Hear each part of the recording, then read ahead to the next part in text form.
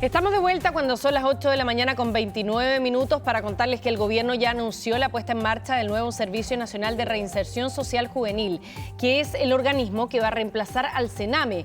Esta institución va a tener como propósito administrar y ejecutar medidas y sanciones contempladas en la ley sobre responsabilidad penal adolescente. Estamos con Marcelo Santibáñez, gerente general de la Fundación San Carlos de Maipo, para conversar sobre este tema. Marcelo, buenos días. Muchas gracias por estar con nosotros. Hola, Cariña. ¿Cómo estás tú? Bien. Marcelo, lo primero, preguntarle si ustedes creen que el desafío de este nuevo servicio es mucho mayor considerando el momento actual que estamos viviendo, donde se habla de una presencia masiva del crimen organizado, donde ese crimen organizado en muchos momentos ha superado al aparato estatal y al gobierno en términos del control de las bandas criminales que existen hoy día, y donde se habla de la utilización permanente de jóvenes y adolescentes para concretar estos delitos. El desafío que tiene hoy este servicio es mucho mayor que el que tenía antes en el momento de su creación en el papel, ¿cree usted? A ver, hay dos temas. O sea, uno tiene que ver con cómo se han ido organizando las nuevas bandas delictivas, la penetración de una nueva forma de narcotráfico que utiliza precisamente la estrategia de involucramiento delictivo de niños y jóvenes para tomar control territorial, para evitar que las familias colaboren con la autoridad, para trasladar el costo punitivo de las acciones más violentas hacia los niños. Ese es un escenario. Pero hay otro escenario que es mucho más gravitante que la acción que pueda tener el narcotráfico o incluso estas organizaciones criminales, que son los factores de riesgo que están a la base del involucramiento delictivo. ¿Y cuáles son estos? Básicamente la exclusión escolar, la falta de atención en salud mental, el no poder tener, por ejemplo, espacios terapéuticos cuando han habido situaciones de mal manejo familiar, cuando hay mal manejo a nivel relacional con los pares, etc. Y cuando uno mira las estadísticas va viendo que desde el año 2019 hasta el año 2021 la exclusión escolar creció un 24%, tenemos 1.300.000 niños en serio riesgo de ausentismo crónico. Vemos que tenemos listas de espera de 14.000 niños en materia de salud mental. Vemos que tenemos listas de espera en el Servicio de Protección Mejor Niñez que son históricas, que duplican, más que duplican lo que había el año 2021. Vemos que estamos punteando en las Américas en el consumo de alcohol y otras drogas en escolares. Entonces, lo que está a la base en la realidad es que los factores de riesgo del involucramiento delictivo están creciendo de manera sostenida. No solamente debido al narcotráfico, no solamente debido a la actividad delictiva, sino que debido a todas estas condicionantes que desencadenan trayectorias delictivas si uno no interviene desde antes. Entonces, lo que está realmente en crisis en Chile es tener un modelo preventivo que logre detener estas trayectorias cuando aparecen esos factores de riesgo. Y ese modelo preventivo está íntimamente vinculado a la nueva institucionalidad, que es precisamente el sistema de protección integral que debiera estarse implementando en las oficinas locales para poner un dique de contención frente al aumento de estos factores de riesgo y frente a la acción criminal que también se está desarrollando y que está penetrando también como un factor de riesgo que cataliza todos estos efectos. Ahora, claro, dentro de los objetivos que se plantean para este servicio está reforzar la respuesta del conjunto del Estado en prestaciones de salud, en educación, en inserción laboral y otras materias también. Así que de ahí se supone, y uno podría desprender, que este servicio también se debería hacer cargo de eso, ¿no? De la prevención. ¿Es lo mismo que entienden ustedes? ¿O lo mismo que se les ha traspasado como información? El servicio trabaja en materia de reinserción, trabaja cuando ya es tarde, cuando ya llega un chico a delinquir y establece penas, establece sanciones para su rehabilitación. Pero el desistimiento delictivo es un desistimiento de entrada y de salida. Los niños van a entrar y salir nuevamente al servicio de reinserción muchas veces. Por eso que hoy día el servicio de reinserción, el CENAME, tiene tasas de reincidencia del orden del 50 al 60% a los 3 años. Lo que verdaderamente genera un cambio, un término, una interrupción en las trayectorias delictivas es tener dispositivos preventivos. Y ese no es el rol del servicio de reinserción. El servicio de reinserción repara cuando ya la acción está cometida. cuando ya llegamos tarde desde la política pública. El servicio de reinserción tiene que articularse con el sistema de protección integral a la infancia, que está compuesto por los dispositivos preventivos que debieran estar operando en las oficinas locales a cargo de la Subsecretaría de Infancia y por el Servicio de Protección Especializada Mejor Niñez. ¿Qué sucede? Que las oficinas locales de infancia, que debieran haber tenido 90 operando el año pasado, hoy día recién tienen 18 operativas y se transfirieron los recursos para 90 a fines de diciembre. Recursos que estaban contemplados en la ley para la ejecución.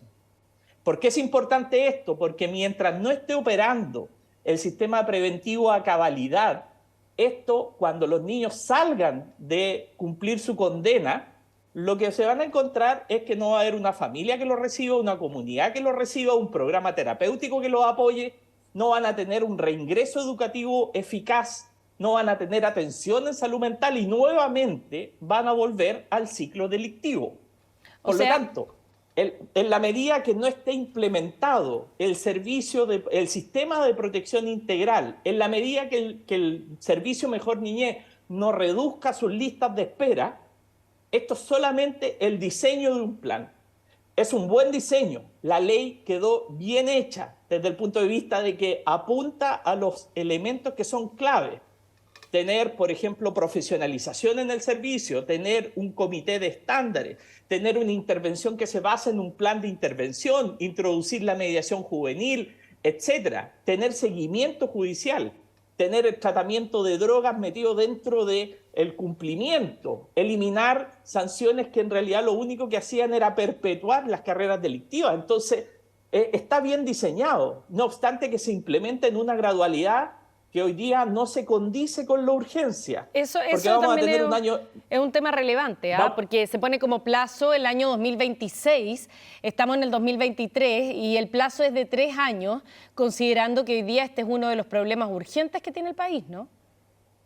Tiene un año de vacancia para dictar reglamentos, procedimientos, etcétera, y después viene a implementarse primero en la zona norte, después en la zona sur y después en la zona centro. Por lo tanto, al 2026 recién vamos a estar viendo el fin efectivo del Sename. Pero aquí hay varios elementos. O sea, acá donde se juega es precisamente en la implementación. Si no, piensa lo que pasó con Mejor Niñez. Con Mejor Niñez nosotros estábamos apostando a un estándar distinto, que no tuviéramos los problemas que hemos tenido históricos de no cumplimiento por parte del intersector. ¿Y qué es lo que ha pasado? Tenemos históricas listas de esperas que superan 127% lo que había a fines del año 2021. Entonces, y estamos hablando de listas de espera de 25.000 niños que están en grave riesgo físico, mental, emocional, niños que son víctimas de explotación sexual comercial infantil, niños que han estado o están en residencias, niños que requieren urgentemente una atención, muchos de los cuales terminan jugándose una residencia o faltando un programa ambulatorio porque no hay oferta o porque está sobreintervenido o porque no está funcionando y finalmente termina en manos de bandas delictivas.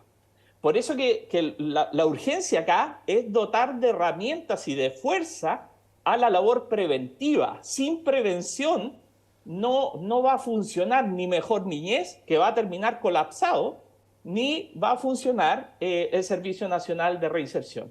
La piedra de tope, la piedra angular, es el sistema preventivo que se tienen que implementar en las oficinas locales de infancia, con un modelo y con oferta que tenga evidencia, que tenga resultados, que se despliegue localmente, que reconozca las realidades del territorio, todos esos elementos con sentido de urgencia.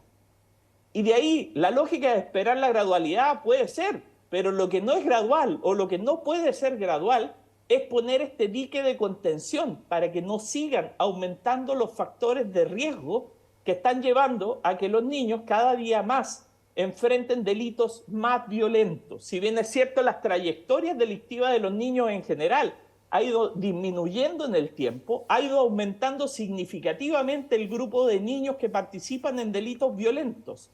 Y eso debido a los factores de riesgo que te menciono: exclusión escolar, consumo problemático de drogas y alcohol, la falta de acceso, de oportunidades de trabajo, por ejemplo, con las familias. para poder detener esas trayectorias delictivas.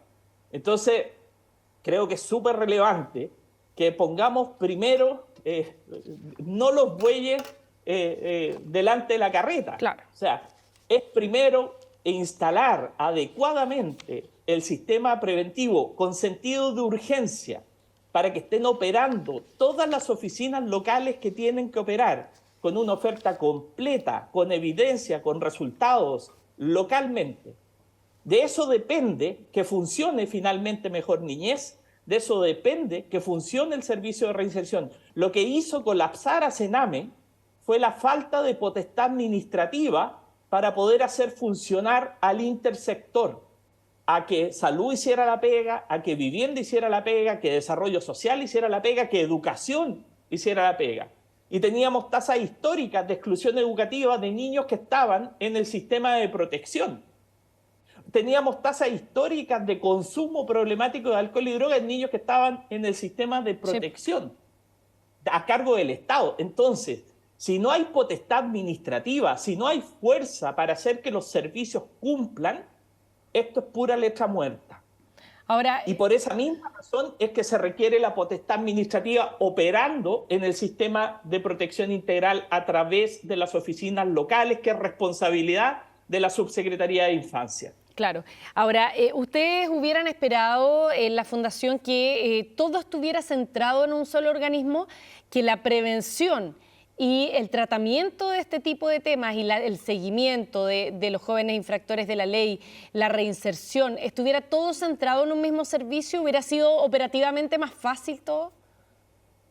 No era así, porque hay un principio básico que tiene que ver la especialización, tiene que ver la segmentación del usuario, tiene que ver las características y los perfiles de los niños, lo que realmente demandan y requieren. Se requieren organismos especializados, pero para que los organismos especializados funcionen tienen que estar articulados, y para estar articulados requieren potestad administrativa. Tiene que haber alguien que dé la orden para que salud priorice, para que educación esté con los planes de ingreso educativo, para que el SENDA esté proporcionando adecuadamente todos los programas para el control de drogas en los niños, que podamos disponer de camas de corta estadía, de larga estadía, por ejemplo, para el tratamiento de las niñas que han sido gravemente vulneradas con la explotación sexual comercial infantil.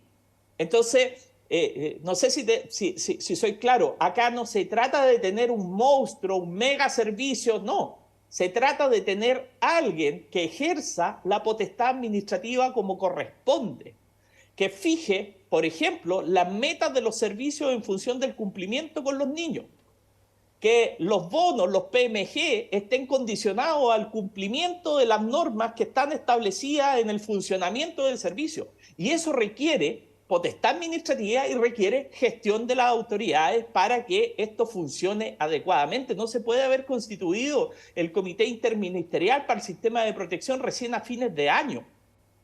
Esto tendría que haber comenzado inmediatamente cuando comienza la instalación del sistema de protección integral a la infancia. ¿Me explico? Sí. O sea, acá hay un sentido de urgencia que es mucho más relevante, que incluso es un sentido de urgencia que además los índices con los que se está afectando a la infancia son tan fuertes, son tan rápidos, que se tiene que reestudiar y poner el pie en el acelerador para que esto realmente esté funcionando antes que entren en propiedad la implementación de los dos nuevos servicios que está Mejor Niñez implementándose, pero que requiere un dique de contención para que no se cronifiquen las graves vulneraciones de derechos que hoy día los niños sufren en sede administrativa y que después terminan en sede judicial en el servicio de protección especializado sin disponer de un cupo, porque hay listas de espera que son históricas. Ahora, Marcelo, hablando de reinserción, este servicio se supone que se tiene que hacer cargo de eso, pero también de una respuesta integral en temas de reinserción, de una especie de intervención familiar también, para que sea el entorno completo de este joven infractor de ley el que pueda cambiar y entregar una oportunidad real de cambio a ellos también. Supongamos que está en total implementación el servicio, efectivamente es así. La ley del nuevo servicio introduce cambios a la ley 20084, que es la ley que establece la responsabilidad penal de los niños y adolescentes, crea un expediente único, crea un plan de intervención y establece el deber de monitoreo, de ejecución en la práctica de los jueces para estar muy encima de esto. Y además, una intervención que tiene que ser multitemática, multiprofesional, con distintos ámbitos de intervención, el área de la salud, la educación, el desarrollo social, etcétera. Todos esos elementos están considerados en el plan de intervención y el seguimiento de ese plan de intervención lo va a ir haciendo estrechamente el juez respectivo.